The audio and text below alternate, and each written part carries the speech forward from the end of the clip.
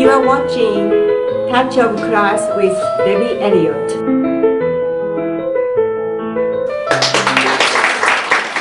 Welcome to Touch of Class with Debbie Elliott.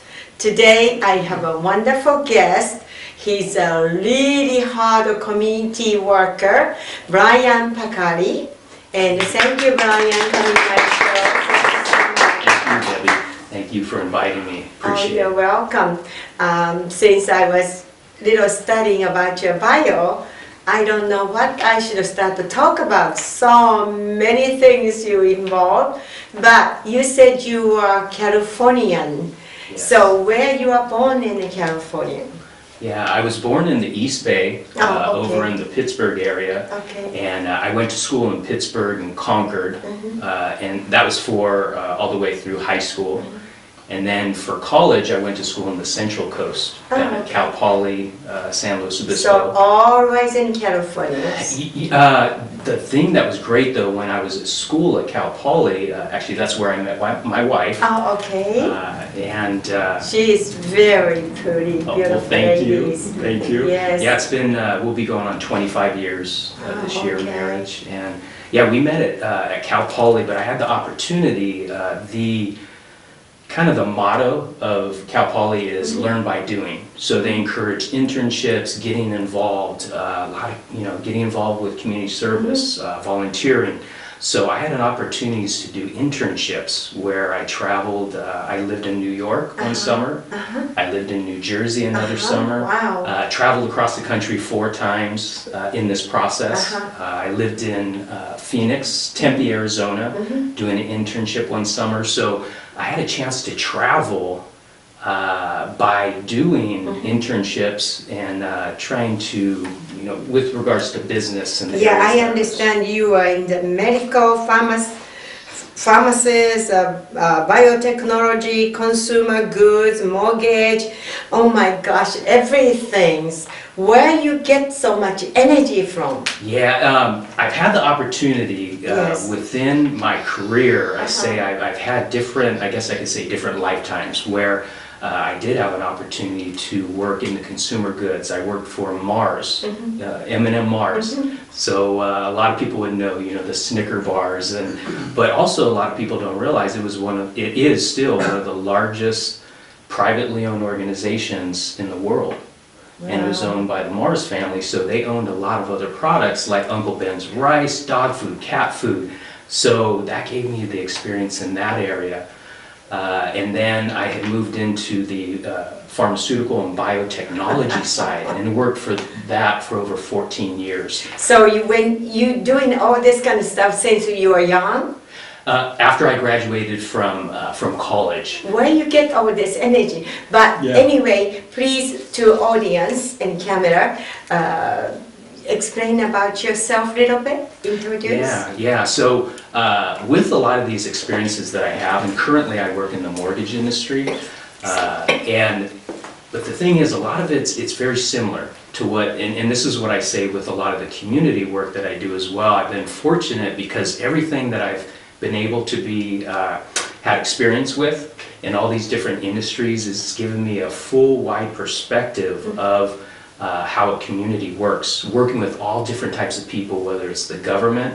I've worked with lobbyists in Sacramento when I was in the pharmaceutical industry and biotech, working with physicians, nurses, grocery, all these different, I worked when I was on the pharmaceutical side also, a couple years I worked in the animal health division. Oh my God. Because I love animals and was able to deal with veterinarians and dogs, cats, horses, pigs.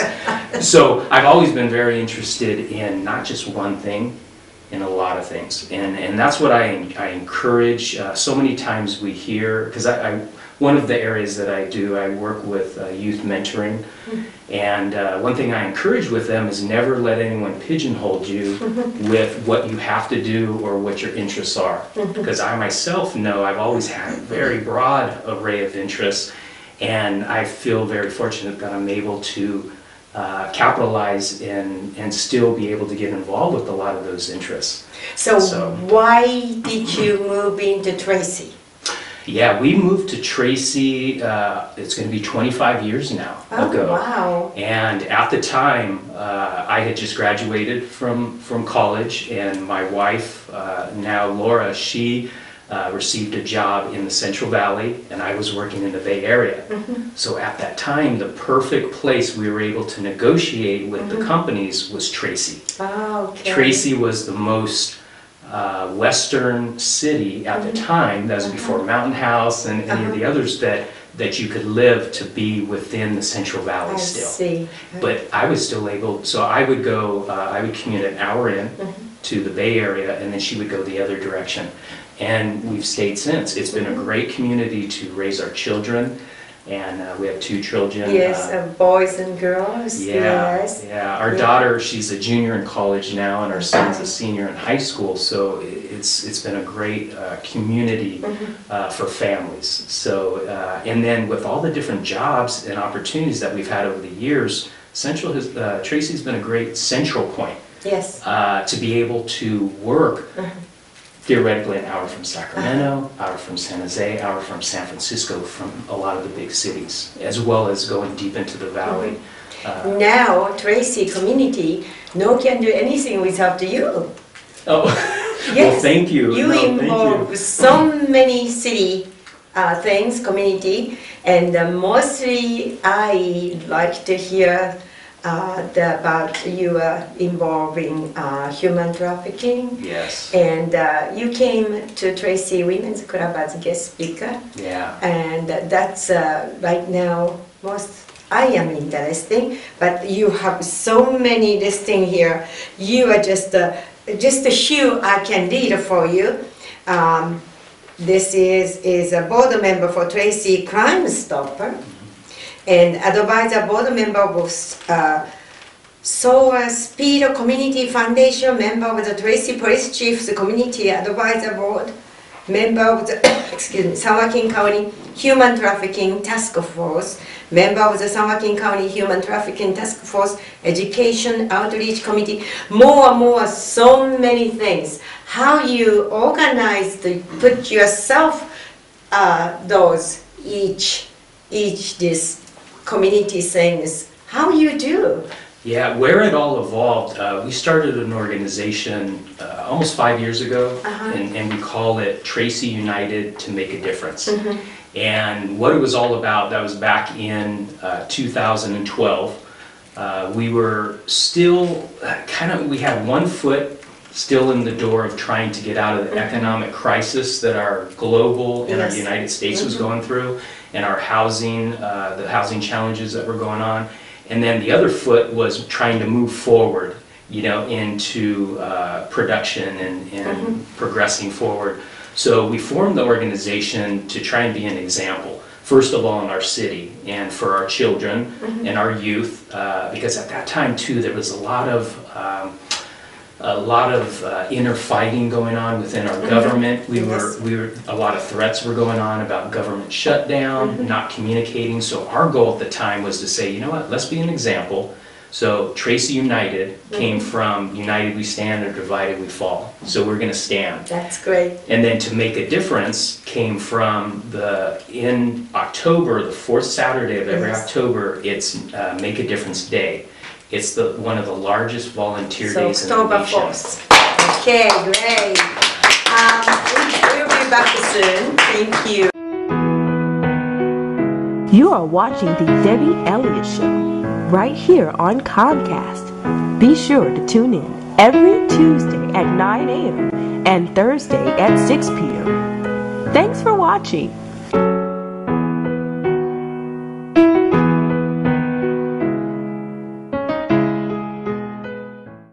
At this moment, in Stockton, Sacramento, and San Francisco, a University of the Pacific student has made a decision to learn, live, and lead with purpose in mind. Here, it's all about moments that change lives, families, communities, economies, the world.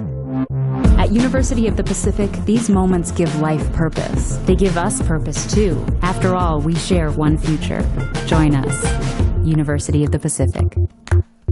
Every journey begins with a single step, a Are you ready to take yours? Here at Modesto Junior College, we can help you begin. The college offers a variety of programs and opportunities, including financial aid. MJC students can transfer to four-year colleges after graduating. Our instructors will prepare you for a successful future in the field of your choice. If you want a quality, affordable education with unlimited horizons, make Modesto Junior College your first step. Here we are back again. So Brian, we've been talking about all kind of you involved, but I'd like to ask you first things, where did your interest in community involvement begin? Yeah, it started as a young child. Actually, I grew up in a family of 7. My mother had 7 children in her family. Wow, you know, a long time ago, 7's not that big, but these days, people only have 1 or 2 children. Yeah, it's unheard of anymore. And my father, his family had 9 back then. Wow. So the way I always put it is we were like a small community within a community, and you had to learn how to communicate and cooperate and collaborate, and those are 3 of the C's that we use within the Tracy United to make a difference in order to be a productive family. You know, so within this unit, and I was very fortunate with the schools I went to and coaches and teachers and mentors, they always promoted you know, to get involved and to help each other out. So that's where that passion, and it was just ingrained at a young age. I saw that it worked. It worked. You know, it's helping each other out. It's if someone's having a challenge, you know, it's lending your hand out to help that person. So it was just always ingrained from, like I said, a lot of my mentors and just the community that I grew up with. Well, you can talk about bullying, you can talk about human trafficking, you can talk about the Tracy, you know, the United. What mostly you like to talk about today in the short times? And yeah, in a short time, I would say there's certain areas that I myself, when we focus on with Tracy United to make a difference, the one would probably be youth mentoring as well as youth empowerment, because that encompasses where we're involved with anti-bullying initiatives, with human trafficking issues, because human trafficking, the average age is 12 to 14 that they're going after. So that's our kids, that's our youth. And then building up self-esteem, self-confidence with our kids and our students, because, you know, as the cliche goes, is they are our future. And I know myself, I had great examples to be able to show me and set good examples for me. So I always told myself I want to be able to help and give back as well as I was being able to give back too. When I was 3 years old, my father had passed away from a heart attack.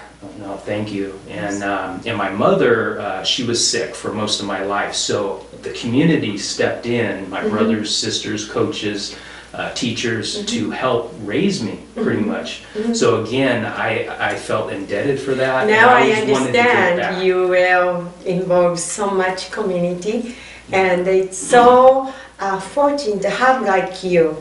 Tracy is lucky to have you. Well, really.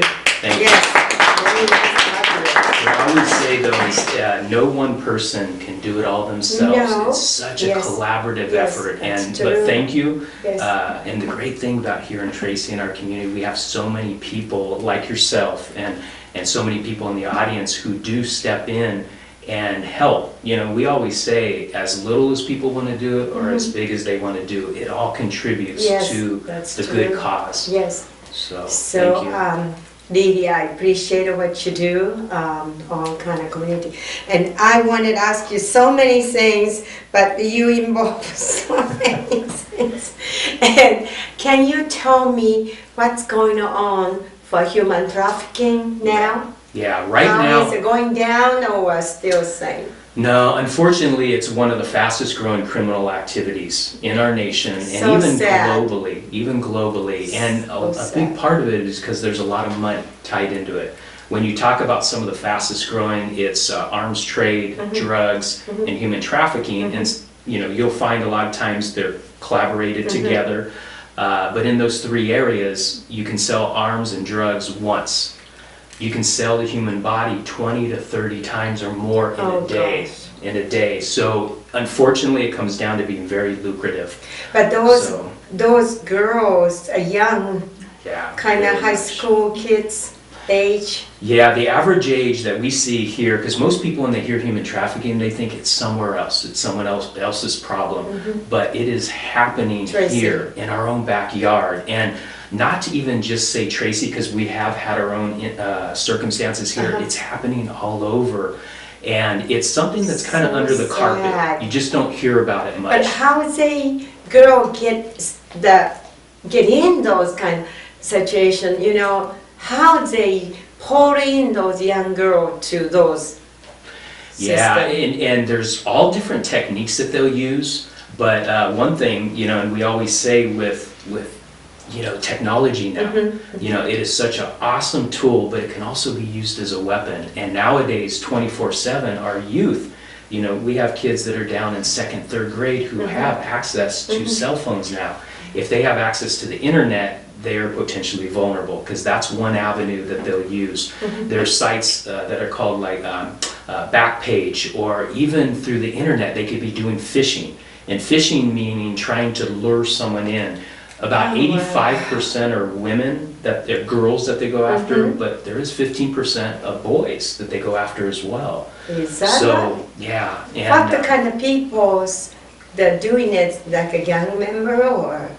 that you see all different perspectives, and gangs, we are seeing, you're hearing from law enforcement that it is becoming more popular, again, because it's something that's very lucrative monetarily, and it's something also law enforcement is trying to get their hands around, because it could be very complex of an issue, and we're just learning as we're going every day. With arms, you know, there are definite rules if someone's trying to sell guns and such. If they're trying to sell drugs, there's definite rules and laws. In the human trafficking, it could be very slippery. It could be their so-called girlfriend who they're asking to go out and perform sexual acts to raise money, and a lot of it goes into control. It's controlling that person. So, So sad. yeah, so what we would say is watch the internet, and it's all about education and awareness. We try and get the education out that not to be afraid of it, but to become empowered by it. And when you know the warning signs, at that point, you know how to recognize it. And if our kids, if you say 12 to 14 is the average age, that means down to middle school, that they are trying to be recruited in. Wow. So we're just trying to educate them. Well, we'll be back soon, and You are watching the Debbie Elliott Show right here on Comcast. Be sure to tune in every Tuesday at 9 a.m. and Thursday at 6 p.m. Thanks for watching.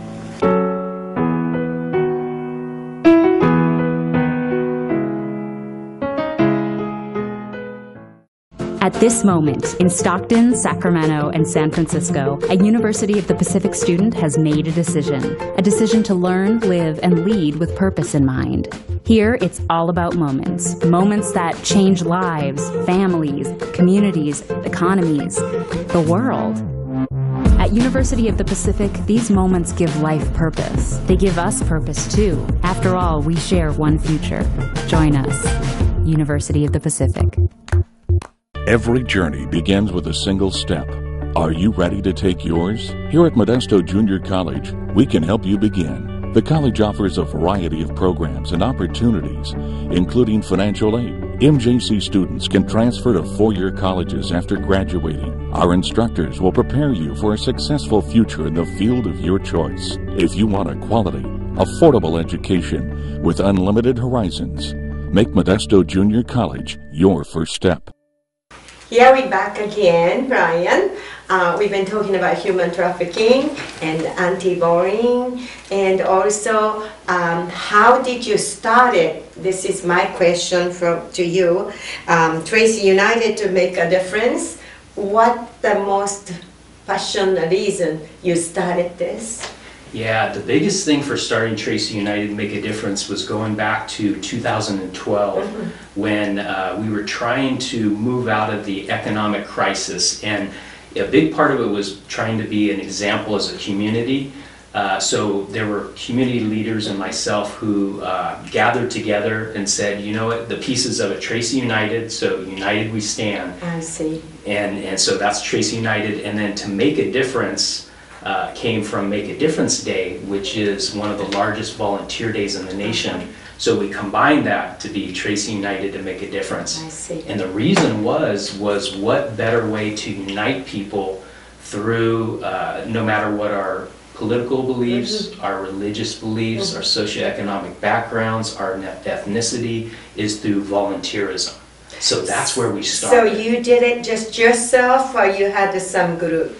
We had a group of people, a core that there were community leaders and teachers, and so we got together and we started to have meetings. We started to pull in education to incorporate at the schools, and then it just started kind of snowballing from there. Oh, okay. So how many years now? It's been going on 5 years. 5 years. Yeah. And the success, they're getting better and better. Yeah, definitely. Wonderful. And that's where we branched out to collaborate Yes. with over 160 different organizations. Because everywhere my husband and I go, you are there.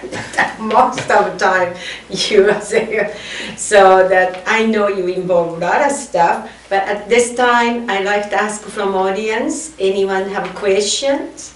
Yes, I have a question. First of all, I want to thank you for all the work that you're doing. I mean, we need people that are out there trying to educate others and trying to help other people. If we have more people like you, then our whole community would be so much better. Our whole country would be so much better if we have more people like you. And you know, you're doing a great job with this show. Thank you for calling me young lady. You're the only one.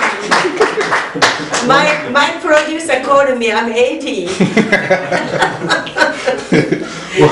Well, my question for you is, you know, you're talking about human trafficking and drugs and guns and all these things that are happening all around the world. How much responsibility do you think the parents need to have in what's going on with the kids? Because, like you said, the drug trafficking, the human trafficking, it's all increasing. Do you think that parents should expose their kids to a whole lot more stuff instead of trying to keep them from things? Because I feel like if kids know about things at a young age, it's a whole lot harder to convince them to do different things when they're older. You know what I'm saying? So how much responsibility do you think the parents should have in kind of putting their kids in situations to learn things early?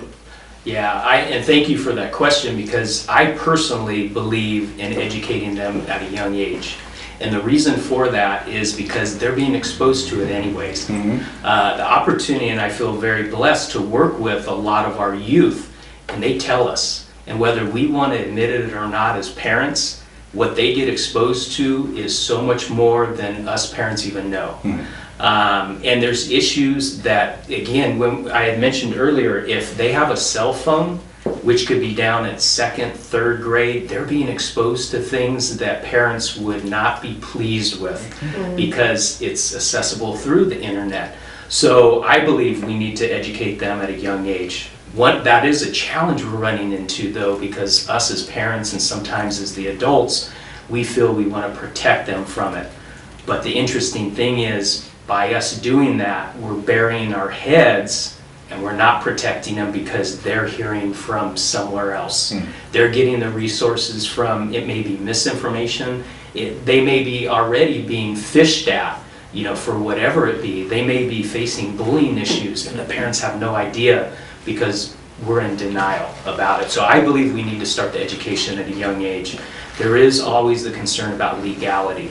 If there are parents or adults who don't like the information to be conveyed to their children, you know, that there has to be disclosures. So that becomes a barrier we've recognized in our society to be able to get sometimes the education out to the younger kids. Because like I said, human trafficking, and this is a national statistic that we're given, is 12 to 14 years old is the average age. So if you do that, that's middle school. And if you look at middle school right now, they're not being educated on this. No. So they're out there vulnerable. So to your question, I personally, and I know there's a lot of people who are involved on the law enforcement side and who are a part of this issue, believe that we need to start it younger. Because if we're not, then we're working backwards at that point. They're already victims, and that's what we're finding right now. You know, they're already victims. They're 17, 18, they may be 25 years old, and they've been in the system for 5, 6, 10 years. So at that point, and it's everyone's issue. It's everyone's responsibility, not just the parents. Because when people say it doesn't affect me, it does. Yes. Because you know what? Once that person gets pulled into the human trafficking arena, their education stops. So if they're a 12-year-old and their education stops at, you know, say like 7th, 8th grade, who's going to pay for that? Taxpayers. Yes. So everyone who pays taxes, whether they want to admit it or not, they're involved with it, and it affects them. So I put it that way, not to put it in a callous way, so people understand it affects us all. It's our daughters, it's our sons, it's our friends, and it affects everyone. So it's everyone's responsibility, and that's what we try and convey. Not just the police department, not just law enforcement, not the DA's office prosecuting. It's everyone needs to be responsible, you know, in order to get a hold of these issues. Also in the anti-bullying arena as well. Yes. As well as the human trafficking. So thank you. Thank you. Anyone has a question? Thank you so much for what you do. What can we do as average Tracy citizens to get involved in this horrific, even bullying, sex trafficking? What can we do? Yeah, thank you, Mindy. And what we always say is, you know, because of people's time allotment and what they're allotted to be able to do, especially here in Tracy, we have a lot of people who are commuting, you know, 70 to 80% is a statistic, yes. You know, so our time can be limited. So we say as little as you can do or as much as you can do, we welcome it. We welcome it as a community. What we encourage, and this is what we do, we have a process called the AEA process. It's becoming aware, getting educated, and then taking action. And we work with the kids at the schools on this as well as adults. And what we say is, what's your passion? Or what's your passion? Or you see something on the television, what makes you angry? And is that something you want to get involved with? And if you do the AEA process. Become aware of it, go online, get educated about it, and then we can help you for taking action, because we know those organizations we could plug you in or assisting with what we're doing. Thank you. Thank you. Anyone else have a question? Thank you. Thank you both. Thank you for all the education you've given us on human trafficking. It's so important. My question, and both of our speakers before that pretty much covered it. Getting involved, I know, is really important. And the age, and for me, I'm concerned because the 12 to 14, but they also have siblings. How young is too young to get actually the parents involved and aware of what's really going on? And second, also I know that you're involved in Crime Stoppers. There's a lot of people that see something that's unusual, but they feel like they're going to be criticized. And so I think that there are people aware that's going on and they're afraid to reach out. And with Crime Stoppers, I don't know if I'm asking this correctly, but how can they get involved with that, with the human trafficking, with the parents? Great, thank you, Alice. And like the questions before that, yes.